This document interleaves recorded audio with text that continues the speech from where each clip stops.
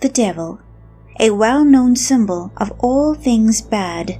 Yet humanity cannot agree on who or what this nefarious character really is.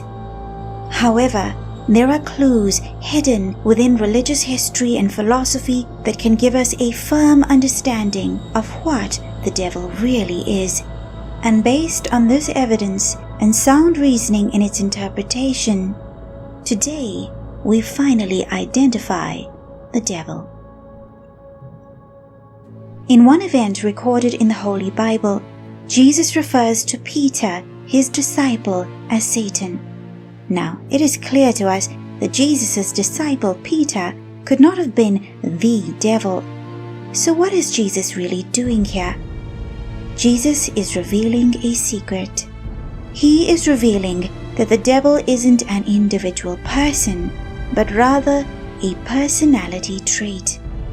Therefore, it is not something outside of us that infects our minds with suggestions of evil, but rather a potential personality trait prevalent within a vast majority of us. So the next question should be, what could this personality trait be? The devil is thought of as the destructive and powerful opposition force in the sacred journey towards God. Many religious philosophies reveal a personality trait that is said to be that which undermines the progress of man's spiritual evolution. And it is this trait that ties up with what Jesus seems to be opposing in Peter. To understand what the opposition to our spiritual evolution must be, we must first have some understanding of what the goal of that evolution is. In one word, we could describe it as unity, because our goal is to come into the awareness of our inherent unity with God and all that He is. This unity with God does not exclude a unity with all beings, since God encompasses all. Therefore, our goal can be described succinctly as the experience of full unity. Now, since unity is the goal, that which prevents the fulfillment of that goal must be the opposite of unity, and that is separation. The belief in and experience of separation that makes this game of life the challenge that it is often described in religious philosophy as the ego or egoism. Ego is not to be confused with self-respect, self-confidence, and self-worth. Self-confidence and its related attributes are positive traits that come from our identity in God, and therefore that comes from our unity. But what the ego is a deeply rooted subconscious assertion that we are separate, stemming from the feeling that we are a body, or at least a separate soul.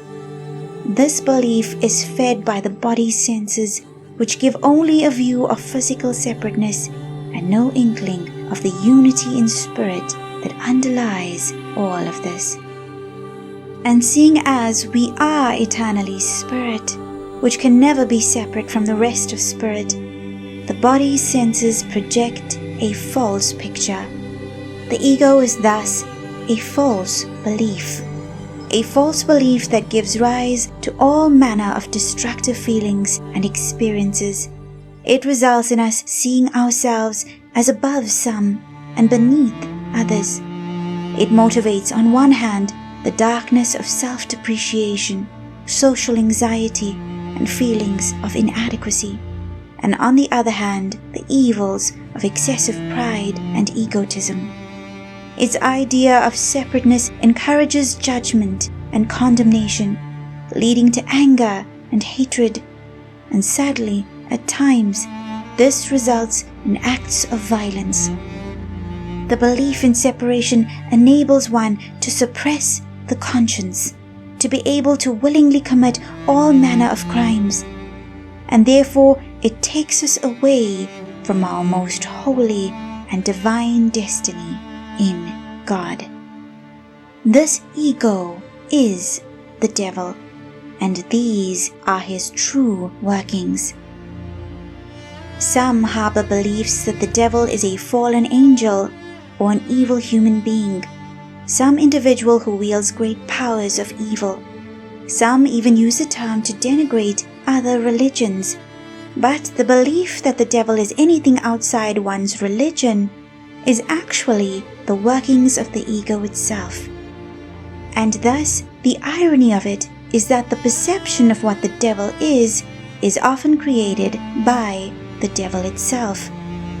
This particular definition, that the devil is of other religions, enables one to justify hatred towards people in other religions and even hatred towards God, labeling even God as the devil only because he is presented and worshipped differently in a different language or culture or in a different part of the world which has a different historical experience of God. This toxic interpretation encourages abuses of all kinds, including heinous crimes to be committed against people of different faiths and beliefs, falsely justified by feelings of religious superiority, religious exclusivity, or some form of blindness towards our unity.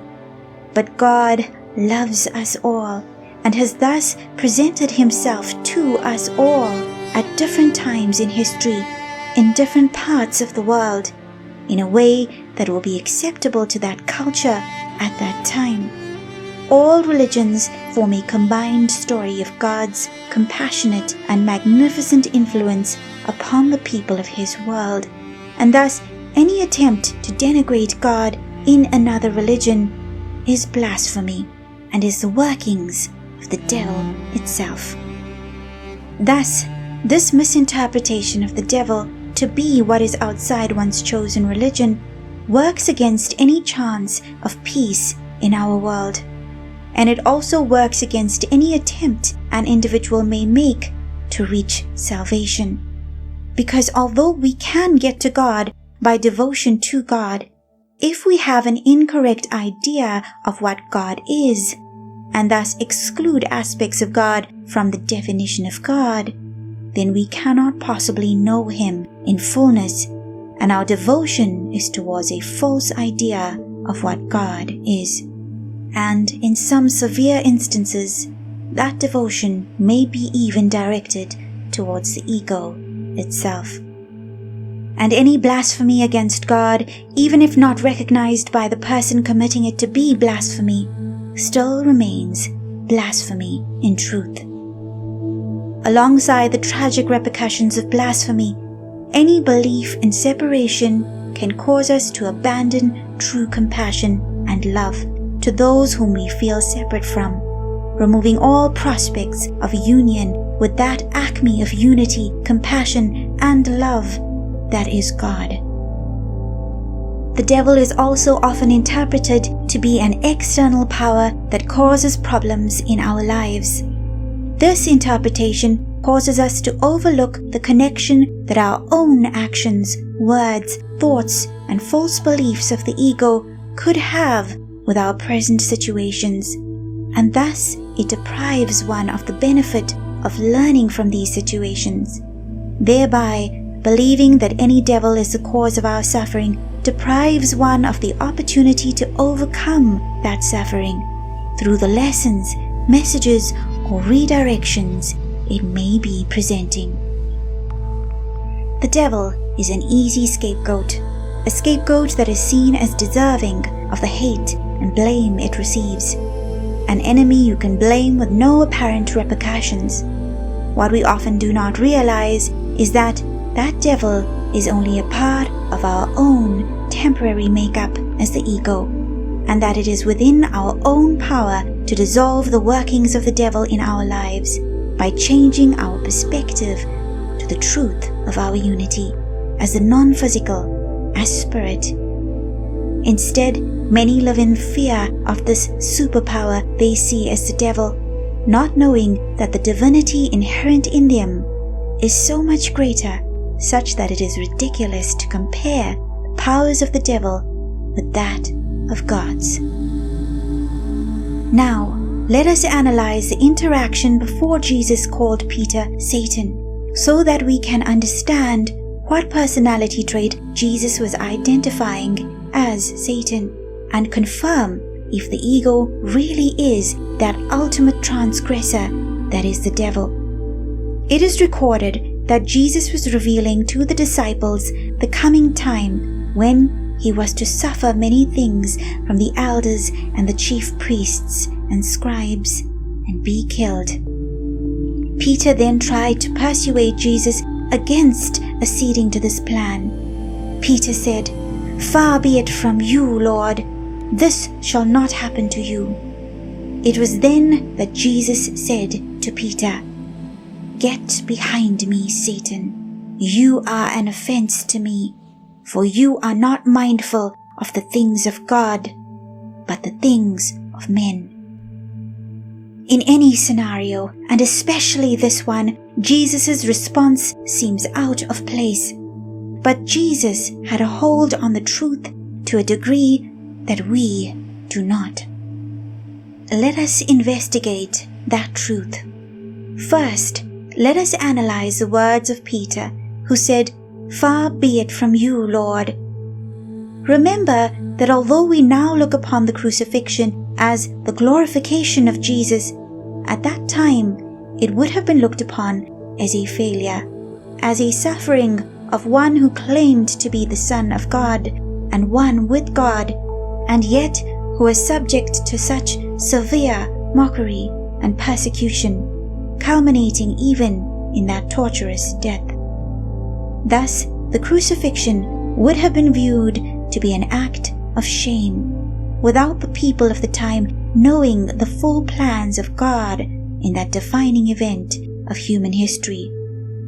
And thus, Peter saw the persecution of Jesus to be an act of shame, and thus, being mindful of the ego, protested against it, since the ego's separation gives rise to the fear of shame. But Jesus didn't respond to the pulls of the ego when Peter said, "Far be it from you." Instead, Jesus acted differently from the norm, and being found in human form, he humbled himself, becoming obedient to the point of death, even death on a cross. For the joys set before him, he endured the cross, scorning its shame, and sat down at the right-hand throne of God. And thus, it may have been this very act of scorning shame, or in other words, scorning the ego, that raised Jesus to the honor that awaited him with God. Therefore, when Jesus said, "You are an offense to me, for you are not mindful of the things of God, but the things of men," these are the things of men that Jesus was referring to: the belief in separation, of body-centeredness and of self-centeredness, and the submission to pride and shame or human opinion, things that we are all likely guilty of. But Jesus was so different from the norm that he so vehemently denounced these beliefs of Peter that he referred to him as the devil itself, displaying forcefully his choice to align with the ways of God and therefore of unity, spirit-centeredness, and compassion. Thus, Jesus displayed perfect unity and perfect absence of ego in his actions and words, teaching the world that the body is fragile and subject to destruction, and thus that the body is not who we really are, but that spirit is who we are in life as in death. His labeling of Peter as Satan was not an exaggerated insult. Such an intention would not have fitted in with the character we know of Jesus. Rather, it was an accurate identification of a common human personality trait that leads to the ruin and lack of peace that the earth's inhabitants face in majority. Jesus believed firmly in not just his, but our truth as spirit, and therefore cast no judgment upon anyone, knowing fully what each truly is, underneath the false impersonations of the cloud of the ego. At times, the ego has us feeling like it empowers us, but its narrow definition of who we are is actually a prison of minute dimensions compared to the grandness of unity and completeness that we truly are. Therefore, by the power of its intoxicating reverie, it holds us and steals from us the ecstatic bliss that is our true nature. At other times, the ego has us comparing ourselves to others in terms of bodily appearance, past actions, social status, and especially in terms of what others may think of us. And no matter how big we may sometimes feel, there will be other times, inevitably, that we will be made to feel small by those very same parameters. The ego and all its imperfections thus boxes us into a definition of ourselves based on a severely limited, distorted, and false perception of reality. As much as we cling fiercely to its motivations is a false prophet of monstrous proportions. The ego also puts into play many layers of politics in our lives, between colleagues, bosses and foes, and even between partners, family and friends. These many webs of emotional entanglement, polluted with bitterness and hurt, cannot possibly be the environment of our liberty, of freedom. In this belief that we are the body, we can also be led by the ego to believe that our happiness lies in fulfilling the body's yearnings, and we are again enslaved. You see, the body can deliver us some pleasure, but even these are actually derived from within ourselves. This is why one individual can be the bane of one's life, yet the yearning of another's heart. The same dish can send one into a greedy frenzy and repulse another. The same home or holiday can be one man's paradise and another man's nightmare. Happiness, pleasure, delight is actually all from within us, its source being our true selves. The problem is that the happiness that we acquire seemingly through worldly prompts is not complete, and therefore, in our obsession with snapping up these threads of delight, we do not pay heed to the journey that can give us the full and complete cloak of joy. Instead, we fixate on mopping up as many sensory pleasures as we can tolerate when we are not busy serving our master, pride. But the delights of the world fluctuate and are dependent on those few moments of fun dispersed between the labor and perceived drudgery of all the rest that life requires of us, whereas the happiness inherent in our true selves is independent of anything outside of ourselves, and can therefore be enjoyed no matter what work, responsibility, or drudgery we are now engaged in. Thus, the ego is limiting and a prison in these number of ways, and robs us of the pursuit and then acquisition of our greatest treasure, the biggest experience, the experience of becoming our true selves, becoming one with God and all that He is, becoming limitless, becoming love, and becoming joy. It is this ego that prevails when we face the scourges of society in the form of intolerance against those that appear different from us, taking the ugly forms of racism, sexism, LGBTQ intolerance, bullying, and religious intolerance. These maladies born of the ego are what is responsible for the lack of peace in society to a large scale.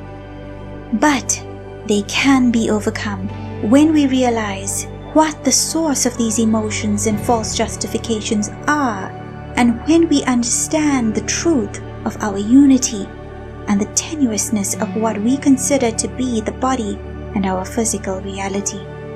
What we must hold on to is that the ego is false, and that the ego is a temporary state. Thus, we must now that we know this, strive to hold on to what is real, the spirit within us, and our identity in God, as sons and daughters of God Himself. Hinduism describes that in the creation of man was covered in a veil of ignorance known as Maya.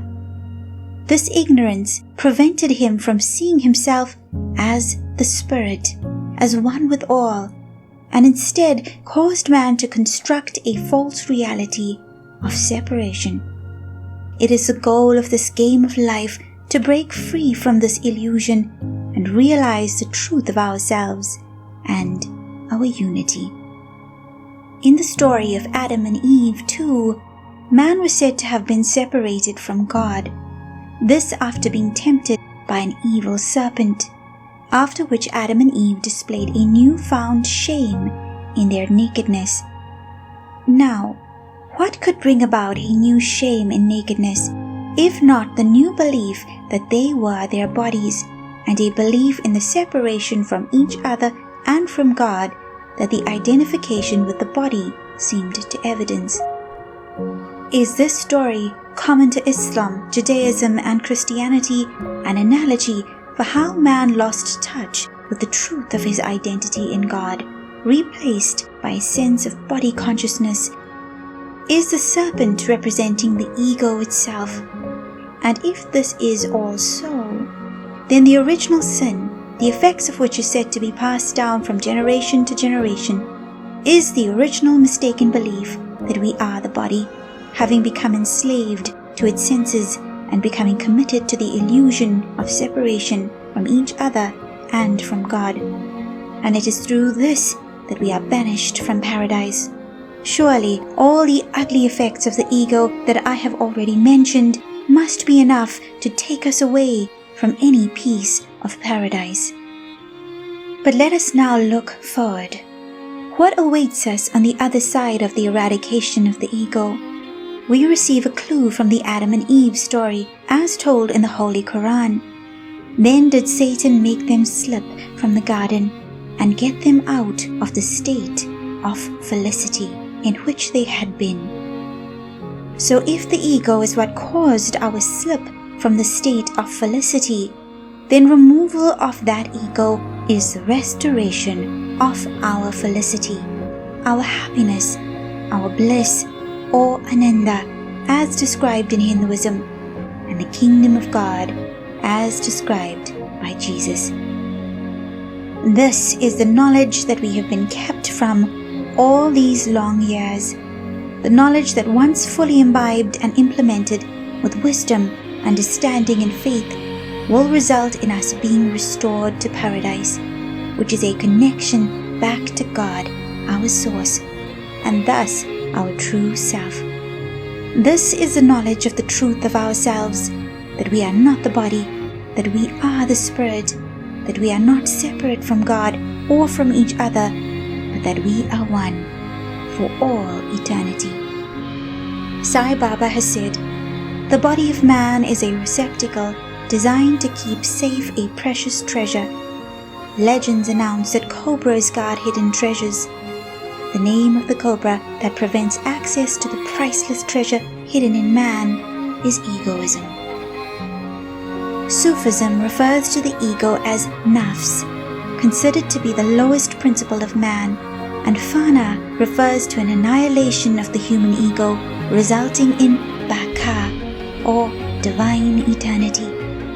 The goal of Hinduism, moksha, is also this distraction of the individual self or ego, and thus the full acceptance of and emergence in the higher self or God. The Christian goal, referred to as salvation, includes the saving of human beings from separation from God. Buddhism teaches that the cause of suffering is clinging to the ego, or what we believe to be the self. This must be why the goal of Buddhism is described as the attainment of non-self. Thus, ego is our ultimate limitation, our binding, and the cause of distress, discomfort, disease, and departure from reality. It is what keeps us from our ultimate treasure and ultimate happiness. Therefore, it is clear that the opposition to all religious goals is the ego, and it is this ego that I see as the most fitting candidate for the notorious position of the devil. But unlike the traditional idea of the devil, it is within our means to control this devil with the help and grace of God. It is easy to feel hopeless when this deeply ingrained ego festers and infects all areas of society. But God promises us a hope above all hopes, because with His guidance and direction, all things are possible, even the rehabilitation and restoration of man to his completeness. The Holy Quran says, "Yet man, what a wonderful destiny is thine, created to be God's vicegerent on earth, a little higher than angels, yet beguiled by evil, set for a season on this earth on probation to purge thy stain, with the promise of guidance and hope from on high, from the oft-returning merciful. Wilt thou choose right and regain thy spiritual home with God?" God, the often-returning merciful one, promises us hope to regain our spiritual paradise, because His power and love is greater than any mechanisms of the world, including that of the ego's separation and hatred. And that hope culminates in that ultimate victory, our unity with Him. Now that we have identified what it is that is creating havoc in our minds, in our lives, and in our world at large, what are our new next steps to undo the damage? What we must now hold on to is that we are not separate, and that the false ego is only a temporary state of mind and not our identity, and therefore we must not succumb to its promptings or to its feelings of shame, guilt, lowliness, or bitterness, and hatred, or pride and conceit. But it is not enough to remove an incorrect belief, because a void will then be created. The incorrect negative belief must be replaced by a true and positive belief for a lasting and joyful solution. Thus, our greatest tool and task now is to strive to hold on to what is real and what is permanent, and that is the Spirit within us and our unity and our identity in God. This belief is what wipes away our separateness. But what facilitates this unity with God and others is only one thing, without which no solution is possible: love.